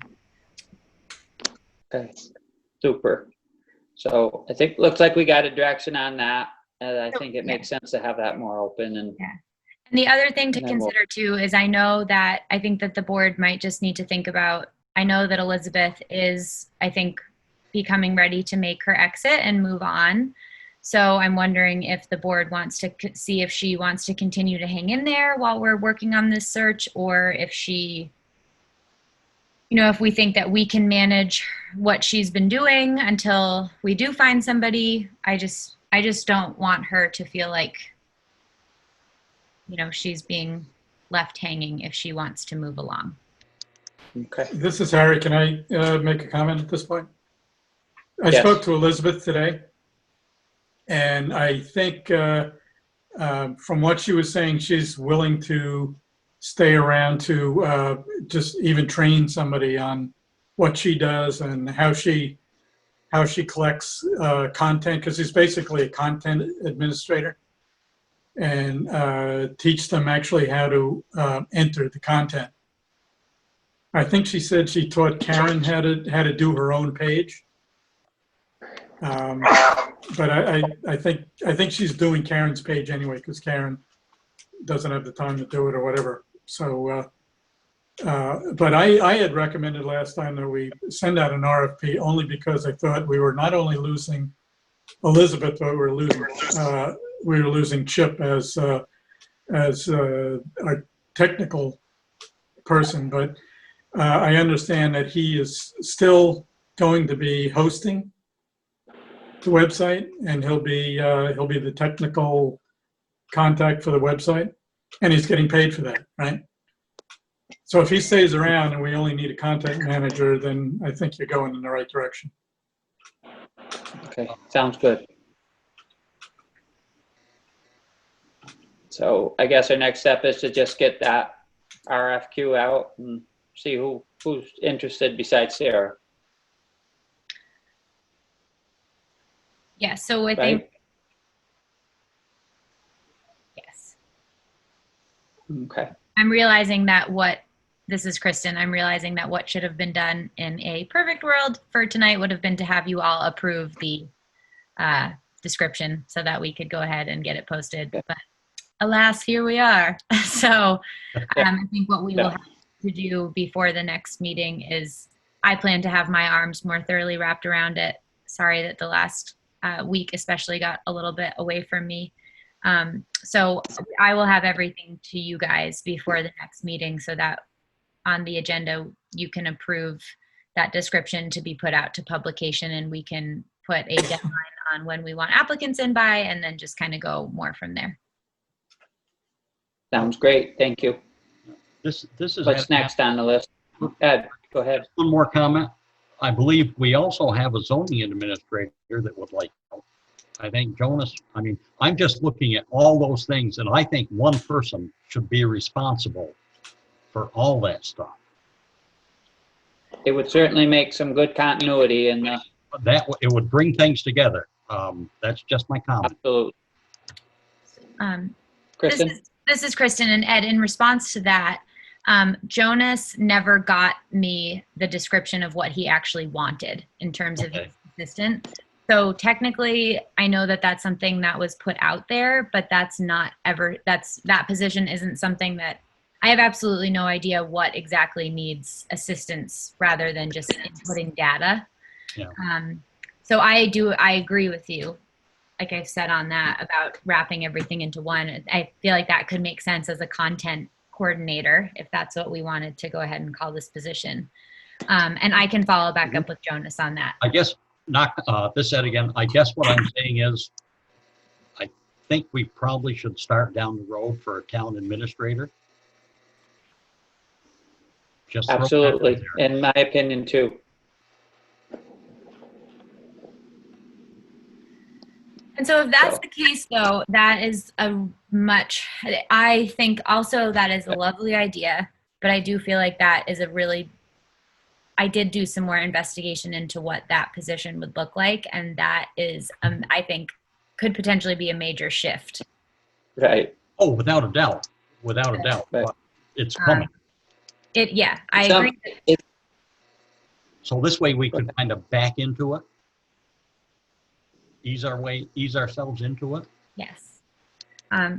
This is Kristen again. My suggestion would be that the board members kind of do some thinking about what you might like to see in a town administrator, and is that person somebody that you see being at the town hall 4 days a week, like our town clerk and our town treasurer, or is that somebody that you envision being kind of as necessary? I think that the select board should get a little bit more clear on what you want that person to be, and what kind of a job that would be, and what kind of a budget we have for it, and things like that. Yes, indeed. I think it's certainly a discussion that we need to continue, and we need to talk harder about it for sure. So thank you. Okay, so what's next on the agenda, Kristen? So for older unfinished business, one more item. So the ATV rules, John, thank you for your clarification on that item that was brought up in the last meeting, because we did have a resident who lives on Herrick Road show some great support and excitement over that new rule, but however then went on to show some concern because they're like, why do I have ATV signs posted on Herrick Road if now ATVs are not supposed to be on town roads? So I wanted to follow up with the board about what roads the town has authorized as ATV travels, or as permitted ATV travel. I did reach out. The other question that she raised was, how are we going to enforce this new rule, and how is it going to be communicated to residents? I reached out to Dustin, who sent the original communication stream, to Deb, who then forwarded it to all of us, and I have not gotten any reply from him. He's from the Department of Fish and Wildlife. So that's still up in the air in terms of how it's going to be enforced. But I do wonder if maybe this is something that could be posted to the town website, as well as a list of authorized roads by the town, or whatever. I don't know what you guys all think about that. As far as I know, the only trail that we ever opened to the ATVs was from Stones up, what's that called, Towsley Hill, and a teeny little bit of Herrick Brook Road, so that they could get on the trail that connected over into Dorset. McCormick's. Right, McCormick's Trail right there that brings them over to Telescope property and all of that stuff. And that was quite a few years ago. In order for those ATV people to travel that, they have to be registered and insured and belong to an ATV club, like the rules said. So, but that was the only road, to my knowledge, that we have ever approved, that little stretch. And we'd have to hunt back in old minutes to find that. This is Frank. Can I make a comment? Yes. Go ahead, Frank. I had a lot of experience with ATVs and all other vehicles on the road over the years with insurance and the legality of it. And many states have in place the ability to run golf carts and electric carts, but only on roads which are posted under 35 miles an hour with a maximum speed of the device that's allowed, or the vehicle that's allowed, whether it's a golf cart. That's correct. That's pretty well spelled out in that rule. That is